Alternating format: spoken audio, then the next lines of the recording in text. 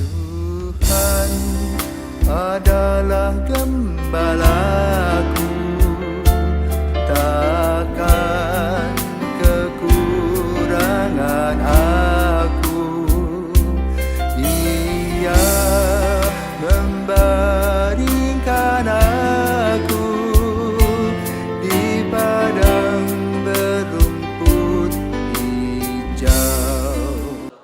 Saudara-saudara terkasih, selamat pagi. Salam jumpa lagi dalam Sabda Siap Saji Rabu 3 Januari 2023, hari biasa masa Natal.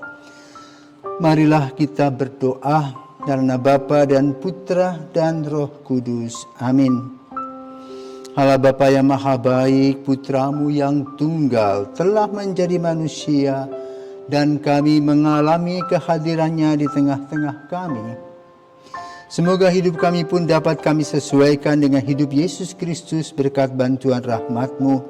Sebab Dialah Putra-Mu Tuhan dan pengantara kami yang bersama dengan Dikau dalam persatuan Roh Kudus hidup dan berkuasa Allah sepanjang segala masa. Amin. Tuhan bersamamu dan bersama roh-Mu. Inilah Injil Yesus Kristus menurut Yohanes. Dimuliakanlah Tuhan. Yohanes 1 ayat 29 sampai dengan 34. Ketika Yohanes membaptis di sungai Yordan, ia melihat Yesus datang kepadanya, maka katanya, "Lihatlah, anak domba Allah yang menghapus dosa dunia. Dialah yang kumaksud ketika kukatakan sesudah aku akan datang seorang yang telah mendahului aku, sebab dia telah ada sebelum aku. Aku sendiri pun mula-mula tidak mengenal dia, tetapi untuk itulah aku datang dan membaptis dengan air supaya ia dinyatakan kepada Israel." Dan Yohanes memberi kesaksian, katanya, "Aku melihat roh turun dari langit seperti merpati, dan roh itu tinggal di atasnya. Aku pun sebenarnya tidak mengenal dia, tetapi yang mengutus aku membaptis dengan air telah berfirman, jika engkau melihat roh turun atas seseorang dan tinggal di atasnya, dialah yang akan membaptis dengan Roh Kudus. Dan aku telah melihat dia, maka aku memberi kesaksian, dialah Putra Allah." Demikianlah sabda Tuhan, terpujilah Kristus. Para pirsawan, selamat pagi.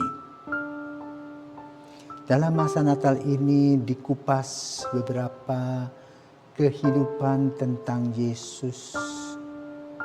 Beberapa hal yang berkaitan dengan pemikiran-pemikiran teologis.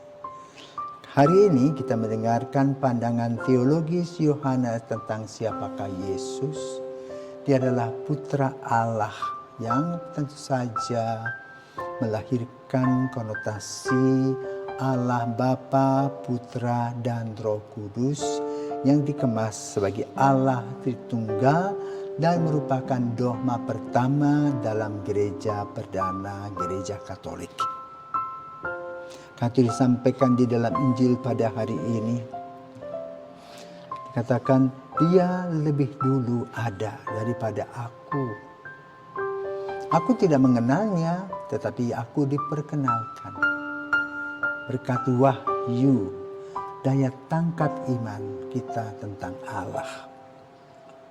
Karena itu Injil pada hari ini membahas tentang siapakah Yesus sebenarnya. Sejauh penangkapan Yohanes, dia berkata, "Lihatlah anak domba Allah." Artinya apa? Anak domba yang akan disembelih dalam penyaliban nanti untuk karya keselamatan kita semua. Untuk keselamatan kita semua. Dan karya salib itu adalah tujuan dari kelahiran Yesus, sang anak gembala, sang gembala atau sang anak domba Allah yang disampaikan oleh Yohanes Pembaptis. Disampaikan yang menghapus dosa dunia. Jadi kehadiran Yesus dalam palang salib itu untuk penebusan. Jadi Yohanes menggambarkan di satu sisi secara teologis, namun di lain sisi juga secara jasmani. Bahwa dia tidak kenal, tetapi kemudian diperkenalkan, dibuka mata hati imannya ketika dia membaptis di Sungai Yordan, dan digambarkan ketika Yohanes membaptis, langit terbuka dan terdengar suara, inilah putraku yang kukasihi, kepadanya lah aku berkenan. Dan hal ini menyatakan bahwa Yesus putra Allah dan juga menjadi sebuah, boleh katakan tanda petik, wisuda. Mulai Yesus berkarya dalam permandian itu, di mana kita juga ketika kita mendapatkan sakramen permandian, kita mulai masuk sebagai anggota keluarga kerajaan Allah. Dan ujung-ujungnya adalah keselamatan. Dan digambarkan juga di dalam cerita ini seekor burung merpati sebagai simbol Roh Kudus. Mengapa burung merpati? Karena burung merpati adalah binatang yang setia, yang tidak neko-neko, tidak macam-macam. Karena itu dengan terang Roh Kudus kita berkarya dan melangkah. Maka Injil pada hari ini melalui Yohanes Pembaptis kita dibuka mata hati dan mata iman kita. Pertama, Yesus adalah anak domba Allah yang menghapus dosa dunia. Yang kedua, dia ada sebelum adanya waktu, sebelum adanya Yohanes Pembaptis. Artinya Allah itu bersifat kekal, tanpa akhir, tanpa awal. Nah yang ketiga, Yesus datang untuk dipermandikan. Sakramen baptis dimaksudkan untuk orang-orang yang berdosa, tetapi Yesus dibaptiskan bukan karena dia berdosa, tetapi ingin menyatakan bahwa permandian ini adalah sebuah sakramen di mana Tuhan hadir dalam peristiwa air yang diteteskan di dahi ketika mengalami permandian. Apa dampaknya? Dampaknya kita menjadi putra putri Allah, kita dibersihkan, kita disucikan dalam terang Roh Kudus. Nah yang keempat, dengan permandian kita sudah dimeteraikan sebagai putra putri Yesus. Maka ketika kita shopping ke yang lain-lain, tetap saja meterai Roh Kudus itu melekat dalam diri kita.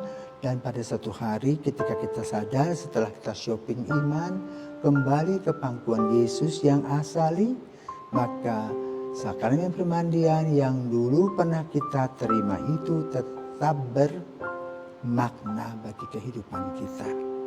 Semoga dengan sakramen permandian kita semakin sadar bahwa kita harus hidup dalam kesehajaan, bertobat, berpuasa, dan melayani Yesus sepanjang masa dan hidup kita. Selamat pagi, Tuhan memberkati. Santo Yohanes Pembaptis, doakanlah kami.